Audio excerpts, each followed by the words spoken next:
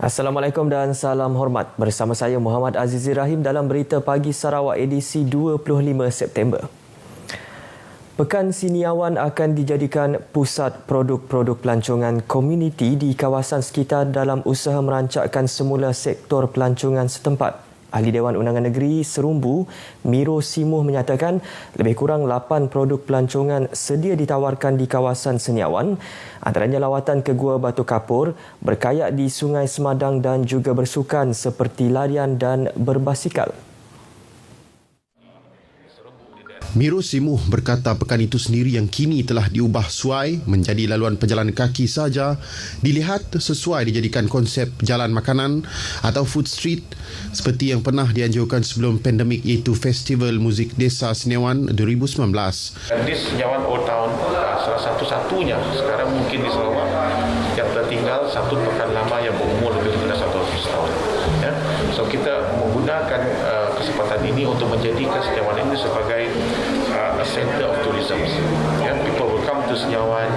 They will get all the information. We're going to build the gallery also in Senyawan. We will showcase our product, all the tourism product in the gallery. Kalau orang datang ke Senyawan, dia akan tahu mana produk yang dia mahu pilih, mahu pergi. Beliau nyatakan demikian selepas merasmikan pembukaan penyertaan Evolution Trial Seniawan edisi kelima di Pekan Seniawan Bau. Seterusnya, beliau melakukan lawatan ke Ayak Gallery yang pamer dan menjual barangan hasil seni tempatan termasuk lukisan daripada masyarakat Bidayuh. Sebanyak 1,500 kotak bantuan makanan diagihkan kepada 21 wakil persatuan dan kelab veteran Angkatan Tentera Malaysia ATM seluruh Sarawak. Dalam kenyataan media, Jabatan Hal Ehwal Veteran JHEV ATM Sarawak hari ini memaklumkan kotak makanan tersebut akan diserahkan kepada ahli veteran dan balu veteran yang terkesan serta memerlukan bantuan akibat pandemik COVID-19. Menurut kenyataan itu, pengarah JHEV ATM Sarawak iaitu Major Pahut Joel telah melaksanakan pengagihan kotak makanan berkenaan melalui program MINDEF Prihatin dan Bantu Malaysia. Sementara itu, kotak makanan tersebut juga diterbangkan ke Kuching, Sarawak menggunakan Logcom Tentera Udara Diraja Malaysia dan dibawa ke tempat pengagihan di pekarangan pejabat JHEV ATM Sarawak. Penyertaan aktif masyarakat dalam mengekang penularan virus COVID-19 amat dituntut. Pegawai Kesihatan Bahagian Kuching Dr. Yunis Melissa Joseph berkata ini kerana komuniti memainkan peranan yang sangat penting dalam memastikan kejayaan memutuskan jaringan jangkitan dalam kalangan orang ramai. Jelas Dr. Yunis, Kerajaan Negeri, Kementerian Kesihatan dan Barisan Petugas Barisan Hadapan telah berusaha keras selama ini untuk mengekang penularan. Namun usaha tersebut tidak akan berjaya tanpa penyertaan aktif masyarakat. Penyertaan komuniti tegasnya adalah menerusi pengambilan vaksin selain pematuhan kepada prosedur operasi standar SOP yang telah ditetapkan. Saya masih tekankan pengambilan vaksin. Nombor 1 is pengambilan vaksin. Masih ramai penduduk di luar sana yang belum mendapatkan vaksin. Ya, so untuk mendapatkan vaksin sekarang sangat mudah.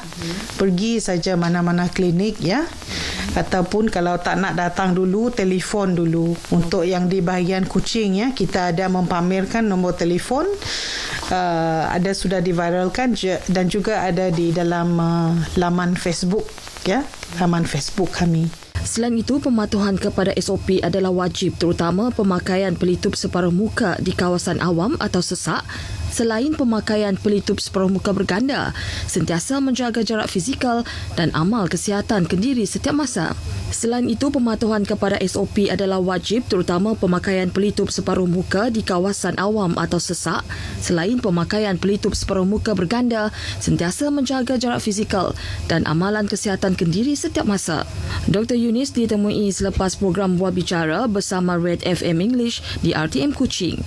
Pegawai Kesihatan Bahagian Kuching itu turut mengingatkan orang ramai agar menangguh atau mengelak daripada menganjurkan serta menghadiri upacara keramaian pada masa ini kerana aktiviti sedemikian mampu menjadi pencetus penularan COVID-19 atau kluster.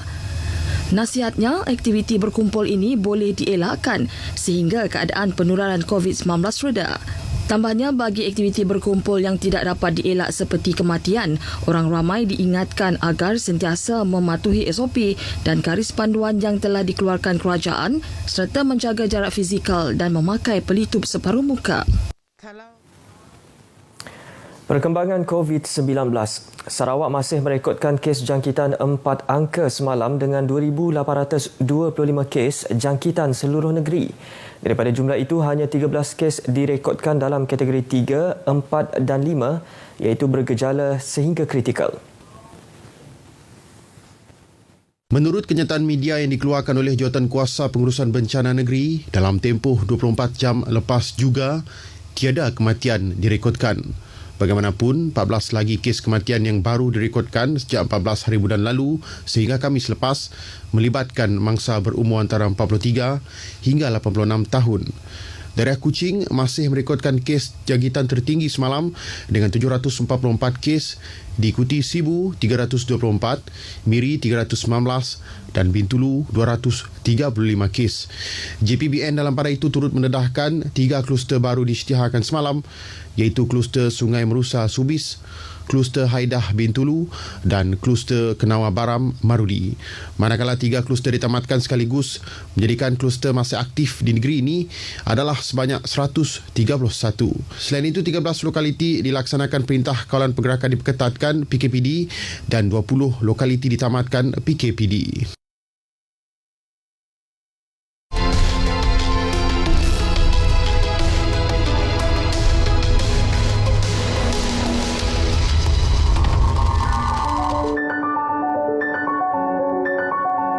Aplikasi Sarawak Pay kini dikenali sebagai SP Global. Penjenamaan semula aplikasi e-wallet ini selari dengan fungsinya sebagai pembayaran tanpa tunai di luar negara yang menerima transaksi Union Pay. Penggunaan Union Pay yang dihubungkan dengan SP Global akan memudahkan rakyat Sarawak khasnya yang berada di luar negara untuk melakukan transaksi pembelian. Sarawak Pay mempunyai liputan ke seluruh dunia, Eropah, termasuk England, di North America dan di Asia, di China, India, Hong Kong, Korea. Inisiatif ekonomi digital oleh kerajaan negeri ini berjaya memberi manfaat kepada hampir 500,000 pengguna termasuk lebih 70,000 peniaga di negeri ini. SP Global, inisiatif kerajaan untuk rakyat.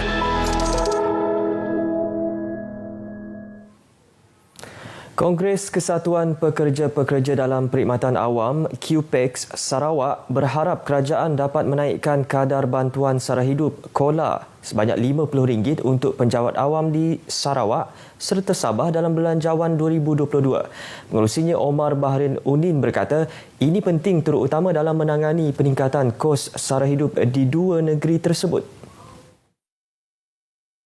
Tambah Omar Bahrin, peningkatan itu dapat memberi pendapatan tambahan penjawat awam di Sarawak dan Sabah seperti yang dinikmati penjawat awam di Semenanjung sejak Januari 2020.